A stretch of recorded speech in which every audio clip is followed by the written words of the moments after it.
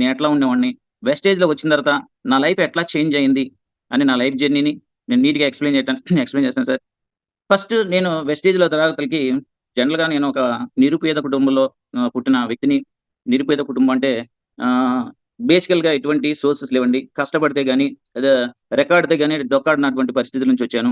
బేసికల్‌గా మా parents వచ్చాలకే bricks అంటే ఇటుకురాళ్ళు తయారు చేసేవాళ్ళండి నేను చిన్నప్పుడు. ఆ ఇటుకురాళ్ళు తయారు చేయడానికి వాళ్ళు ఎంత కష్టపడేవాళ్ళో తెలిసి. బట్ మట్టి తవ్వి దాంతో మామూలుగా వచ్చేలకి అట్లా కలిపి దాన్ని తయారు చేస్తుంటే ఎర్లీ మార్నింగ్ 4, 5 అట్లా లేసి తయారు చేసేవాళ్ళండి.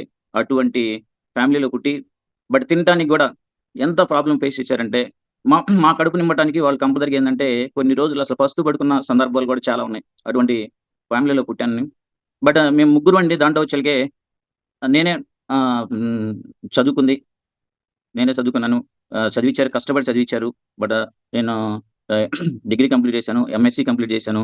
తర్వాత నెక్స్ట్ ఆర్థిక ప్రాబ్లమ్ వల్ల ఆటోమేటిక్‌గా డిగ్రీ కంప్లీట్ చేసిన తర్వాత చదివించలేనన్నారు. తర్వాత నేనే బట్ హ్మ్.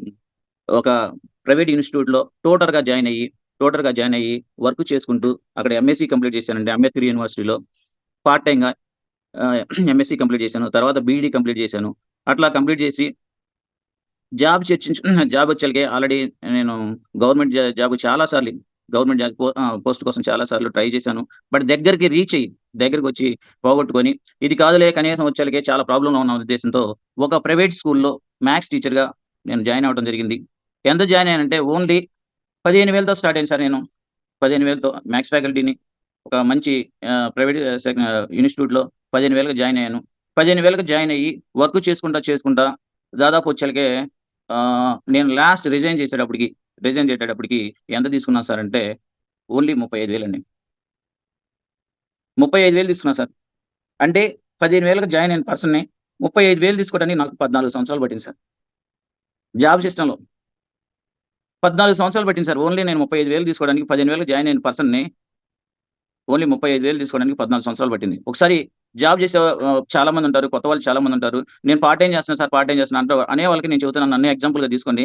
దాదాపు వచ్చేలకి జాబ్ సెక్టార్‌లో మన డ్రీమ్స్ అనేది ఫుల్‌ఫిల్ అవ్వాలంటే 100% అవ్వవు అనటానికి నేనే నిదర్శనం అండి. దాదాపు 14 ఇయర్స్ వర్క్ చేస్తే 14 సంవత్సరాలు వర్క్ చేస్తే 15,000 నుంచి దాదాపు 35,000 రావటానికి అంత టైం పట్టింది సార్. తర్వాత నెక్స్ట్ మీకు తెలిసిందే కరోనా. 14 ఇయర్స్ వర్క్ చేసిన తర్వాత మనకి కరోనా వచ్చింది. ఫస్ట్ కరోనా వచ్చినప్పుడు లాక్‌డౌన్ అప్పుడు ఎంత ఇచ్చారంటే మనకి కరోనా ఫస్ట్ స్టార్టింగ్‌లో లాక్‌డౌన్ వచ్చినప్పుడు మాకు హాఫ్ సాలరీ ఇచ్చారు సార్. హాఫ్ సాలరీ అంటే చిలక నా దాంట్లో సగం ఇచ్చారు. తర్వాత నెక్స్ట్ సెకండ్ కరోనా లాక్‌డౌన్ ఎప్పుడు ఇచ్చారో అప్పటి నుంచి మేము జీతాలు ఇవ్వలేము. ఓన్లీ డిపార్ట్‌మెంట్‌కి ఒక ఇద్దరో ముగ్గురినిచ్చింది. నేనొచ్చాక దాదాపు మ్యాథ్స్ ఫ్యాకల్టీ వచ్చాక 70 మంది ఉండేవాళ్ళమండి. నాకంటే సీనియర్స్ ఉన్నారు. అటువంటోళ్ళని కూడా ఒక 14-20 ఇయర్స్ చేసినోళ్ళు కూడా ఏం చేసిందంటే, మేము ఇవ్వలేనని పక్కన కూర్చోబెట్టింది. 14 ఇయర్స్ వర్క్ చేసిన అంత ఎక్స్‌పీరియన్స్ ఉన్న టీచర్‌లు గాని అందరిని పక్కన కూర్చోబెట్టిందండి. అప్పుడు డిసైడ్ అయ్యాము కంపల్సరీగా మనం జాబ్ చేయకూడదు. ఒకళ్ళ కింద వర్క్ చేయకూడదు. ఒకళ్ళ కింద వర్క్ చేయకూడదు. మన కాళ్ళ మీద మనం నిలబడాలి. మన కాళ్ళ మీద మనం నిలబడాలనే ఉద్దేశంతో ఆల్రెడీ ఏదటువంటి బిజినెస్ ఏమన్నా మనం చేయడానికి అవకాశం ఉందా? బిజినెస్ చేయడానికేమో పెట్టుబడి పెట్టాలి. పెట్టుబడి పెట్టాలంటే కంపల్సరీగా ఈ టైంలో మనం పెట్టుబడి పెట్టినా వస్తాయా? రావా? అనే ఆలోచనలో ఉన్నాను నేను. బట్ అదే టైంలో నాకొచ్చేలకి రమణ మాస్టర్ ఆల్రెడీ నేను ఒక టీచర్‌ని కాబట్టి సార్ కూడా ఒక టీచర్‌గా గవర్నమెంట్ సెక్టార్‌లో వర్క్ చేస్తున్నారు రమణ సార్. అప్పుడప్పుడు మాకు కొద్దిగా చిన్న పరిచయం ఉందండి. దాంట్లో సార్ కాల్ చేస్తా ఉండేవాళ్ళు. కనీసం రోజు మార్చి రోజైనా కంటిన్యూషన్ కాల్ చేస్తూనే ఉంటాడు. కంటిన్యూషన్ కాల్ చేస్తా ఉంటాడు. నేను ఓన్లీ టీచరే చేసేటప్పుడు. నేను ఆల్రెడీ స్కూల్‌లో చేస్తున్నాను. ఒక 35,000 తీసుకుంటున్నాను. నేను మ్యాథ్స్ టీచర్‌ని కాబట్టి ఏంటంటే ఎర్లీ మార్నింగ్ 4:30కి లేసి హోమ్ ట్యూషన్స్ పిల్లలకొచ్చేలకే ఒక్ మ్యాథ్స్ ఇంటికెళ్ళి మ్యాథ్స్ చెప్పేవాళ్ళమండి. ఒక 1 అవర్ చెప్తే దాదాపు వచ్చేలకే 6,000-7,000 ఇచ్చేవాళ్ళు. ఉదయం 5-6, 6-7 2 క్లాసులు చెప్పేవాడిని.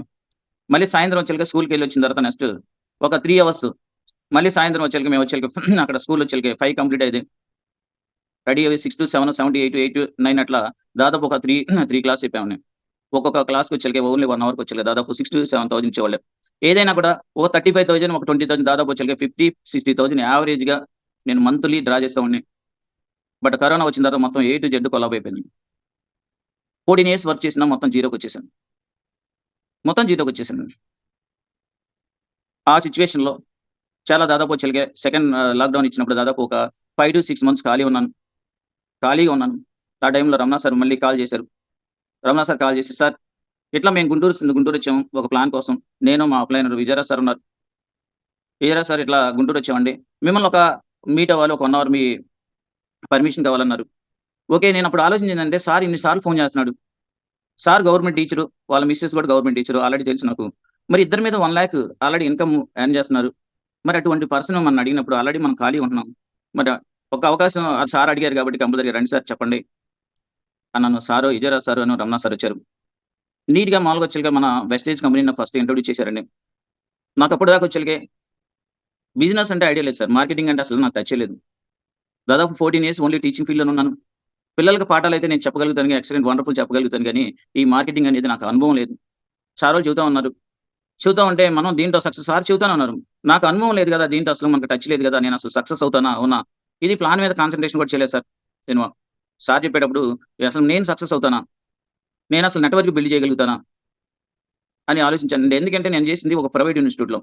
ప్రైవేట్ ఇన్‌స్టిట్యూట్‌లో అంటే ఎర్లీ మార్నింగే మనం 8కెళ్తే తర్వాత నెక్స్ట్ వచ్చేలకే మేము 5 ఆర్ 6 అవుతుంది.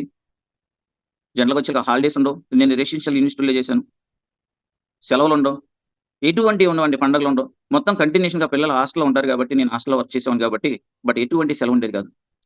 అట్లా కంటిన్యూషన్ వర్క్ చేయడం వల్ల నాకు మా ఓన్ రిలేషన్ ఏదన్నా సపోజ్ ఏదైనా ఫంక్షన్స్ గాని, ఏదైనా అటెండ్ అవ్వాల్సినప్పుడు అటెండ్ అయ్యేవాడిని కాదు. కొన్ని సార్లు జనరల్‌గా వచ్చేలకి 1, 2 సార్లు చెబుతారు. వాళ్ళేందంటే ఇతను రావట్లేదనే ఉద్దేశంతో బట్ పిలవటమే మానేశారు. అటువంటి సర్కిల్ లేనోడిని సారోళ్ళు చెప్పంగానే నెట్వర్క్ బిల్డ్ చేయమంటున్నారు. నెట్వర్క్ నేను బిల్డ్ చేయగలిగినా? ఇదే ఆలోచన నాది. నెట్వర్క్ బిల్డ్ చేయగలుగుతానా? నేను నెట్వర్క్ బిల్డ్ చేయగలుగుతాను. అదే ఆలోచనలో ఉన్నాను. నేను ప్లాన్ గాని, ఏం గాని దీని మీద ఫోకస్ చేయలేదు సార్ అప్పుడు. Okay sir. సారోళ్ళు చెప్పినప్పుడు సూపర్‌గా ఉంది. సార్ చెప్పిందేంటంటే, "సార్ మీరు టీచింగ్ చేస్తున్నారు. ఆల్రెడీ 14 ఇయర్స్ వర్క్ చేశారు. ఈ 14 ఇయర్స్ వర్క్ చేసినా కూడా కంపల్సరీగా వచ్చేలాగా మీరు ప్రెజెంట్ ఖాళీగా ఉంటున్నారు. అంటే సార్ మీ లైఫ్‌కి సెక్యూరిటీ అనేది లేదు. మీకే సెక్యూరిటీ లేదు. మీకే సెక్యూరిటీ లేదు. మరి మీ ఫ్యామిలీకి ఏమి సెక్యూరిటీ ఇవ్వగలుగుతారు సార్?" సార్ చెప్పింది నిజమే. 14 ఇయర్స్ వర్క్ చేసినా కూడా ఆటోమేటిక్‌గా నాకొచ్చేలాగా సెక్యూరిటీ నాకే లేదు. ఇంకోటండి, మీరు సార్ కష్టపడితే ఏమొస్తది సార్? ఓన్లీ సాలరీ వస్తది. మీరు ఎంత కష్టపడ్డా అదే సాలరీ సంవత్సరం అయితే గాని మీకొచ్చే ఇంక్రిమెంట్ రాదు. సంవత్సరానికి ఒక్కసారి పెంచుతారు సార్ మీ సాలరీ అనేది. మీకు సెక్యూరిటీ లేదు. మీకొచ్చేలుగా సాలరీ అనేది సంవత్సరానికి ఒకసారి పెరుగుతుంది. మరి సార్ చెప్పినన్ని అదే సేమ్ యాజ్ టీజ్‌గా మాకొచ్చేలుగా జాబ్ చేస్తే జాబ్‌లో ఏమొచ్చేదంటే సంవత్సరానికి ఒకసారి సాలరీ ఇంక్రిమెంట్ పడుతుంది. నా లైఫ్‌కి ఆల్రెడీ కరోనా వచ్చి నేను ఖాళీగా ఉంటున్నాను కనిపిస్తుంది. లాక్‌డౌన్‌లో అందరం ఖాళీగా ఉంటున్నాం. మా లైఫ్‌కి ఆల్రెడీ సెక్యూరిటీ లేదు. సార్ చెప్పిన పాయింట్స్ మొత్తం నాకు మైండ్‌కి కనెక్ట్ అయినాయండి. ఈ వెస్టేజ్ కంపెనీలో మీరు వర్క్ చేస్తే ఇన్‌కమ్ అనేది మనకొచ్చే చెక్ అనేది ప్రతి నెల పెంచుకోవచ్చు. ఎంత పెంచుకోవచ్చంటే మీరు ఎంత వర్క్ చేస్తే అంత ఇన్‌కమ్ వస్తది. రెండో పాయింట్ సార్ చెప్పినది. సార్ మీకు కాదండి, మీకు కాదు దాదాపు ఒక 3 జనరేషన్‌కి నామినీ సిస్టమ్ ఉంది. వండర్‌ఫుల్ అయిన సెక్యూరిటీ ఉంది దీంట్లో. సెక్యూరిటీ ఉంది. బట్ వండర్‌ఫుల్ అయిన కంపెనీ సార్ వెస్టేజ్ కంపెనీ. దీంట్లో వర్క్ చేసుకుంటే మీ ఇన్‌కమ్ అనేది నెలకు పెంచుకోవచ్చు. దాంతో పాటు వండర్‌ఫుల్ ఆపర్చునిటీస్ ఉంది. కార్ ఇస్తుంది, హౌస్ ఇస్తుంది. దాంతో పాటు మనకొచ్చేలాగా ఫారినర్‌లకనే అవకాశం ఇస్తుంది. బట్ మీకు జాబ్ చేస్తే ఓన్లీ సాలరీ ఒకటే వస్తది సార్. అన్నీ కనెక్ట్ చేసుకున్నాను సార్. మళ్ళీ మెంబర్‌షిప్ ఇచ్చాను ఆల్రెడీ. నేను ఐడీ ఇచ్చాను సార్‌కి, రమణ సార్‌కి వెంటనే. ఐడీ ఇచ్చి ఓన్లీ నాకు కావాల్సిన ప్రొడక్ట్‌ని కొనుక్కున్నాను సార్. ఇంట్లో కావాల్సిన ప్రొడక్ట్స్ కుకింగ్ ఆయిలని, ఎయిర్ ఆయిల్, బట్టల లిక్విడ్ ఇయన్నీ నేను ఒక సీఎన్సీ కంప్లీట్ 100 పీవీ కంప్లీట్ చేశాను. మళ్ళీ తర్వాత వర్క్ స్టార్ట్ చేయలేదండి. బేసికల్‌గా టీచర్‌ని కాబట్టి మాకే నంబర్ ఆఫ్ డౌట్స్ ఉంటాయండి. Number of doubts.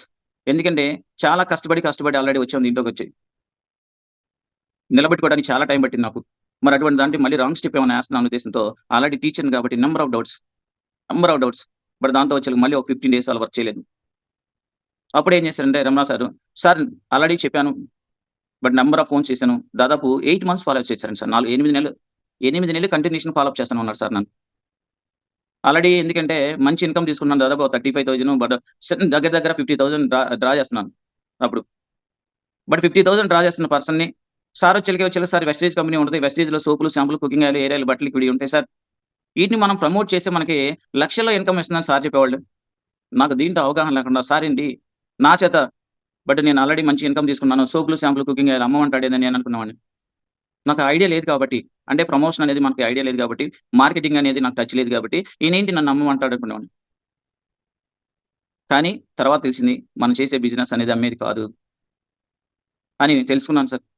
Already sir చెప్పారు, "ఇట్లా రండి సార్. ఆల్రెడీ ఇంక నిన్ను డిస్టర్బ్ చేయను. నీ ఫోన్ చేయను. బట్ ఒకసారి మనకొచ్చేలకే మనకి విజయవాడలో ఒక చాంపియన్స్ డే జరుగుతుంది. ఆ చాంపియన్స్ డే వచ్చి ఇనండి. ఇన్న తర్వాత ఆటోమేటిక్‌గా మీకు ఇంట్రెస్ట్ ఉంటే వర్క్ చేయండని" సార్ ఆల్రెడీ ఫోన్ చేశారు. నేను ఆల్రెడీ సార్ చాంపియన్స్ డేకెళ్ళాను. ఆ చాంపియన్స్ డేలో నంబర్ ఆఫ్ పర్సన్స్ వాళ్ళిచ్చే టెస్టిమోనీస్ చాలా ఇన్నాను సార్. నేనేం చదువుకోలేదు. చాలా పర్సన్ నేనేం చదువుకోలేదు. మూడో తరగతి చదువుకున్నాను. నేను ఓన్లీ 2 సంవత్సరాల టైంలోనే దాదాపు వచ్చేలకే 1,70,000 తీసుకొని కంపెనీ ఇచ్చిన కార్‌లో తిరుగుతున్నాను. ఒక పర్సన్ చెప్పాడు. ఒక పెద్ద మేడం గారు ఉన్నారు. దాదాపు 70 ఇయర్స్ ఆమె ఏజ్. ఆమె వచ్చేసి, "నేను మోకాళ్ళ నొప్పుల కోసం సప్లిమెంట్స్ వాడానండి. అయి మొత్తం పర్ఫెక్టే తగ్గినియి. దానికోసం మామూలుగా వచ్చాను సార్ నీకు తెలిసినోళ్ళు చెప్పుకుంటా ఎళ్ళమన్నారు." ఇట్లా నేను చెప్పుకుంటా ఎళ్ళినా దాదాపు ఇక్కడ నేనొచ్చి 2 ఇయర్స్ అయింది. ఈ 2 ఇయర్స్‌లో నేను 1,30,000 తీసుకొని కంపెనీ ఇచ్చిన కార్‌లో డ్రైవర్‌ని పెట్టుకొని తిరుగుతున్నానని చెప్పింది. ఇంకోటి నెక్స్ట్ అట్లా నేనొచ్చినప్పుడు మన youth icon sir Chandu sir. నేను సాఫ్ట్‌వేర్ ఎంప్లాయీనండి. దాదాపు నా కింద సాఫ్ట్‌వేర్స్ దాదాపు రూ. 1,00,000 ఇన్‌కమ్ ఇచ్చేవాళ్ళు కూడా నా కింద ఉన్నారు. అయినా నేను మొత్తం రిజైన్ చేసి నేనొచ్చి సిస్టమ్‌లోకొచ్చి 5 ఇయర్స్ అయింది. ఇప్పుడు యావరేజ్‌గా 5,00,000 పైన ఇన్‌కమ్ తీసుకుంటున్నాను.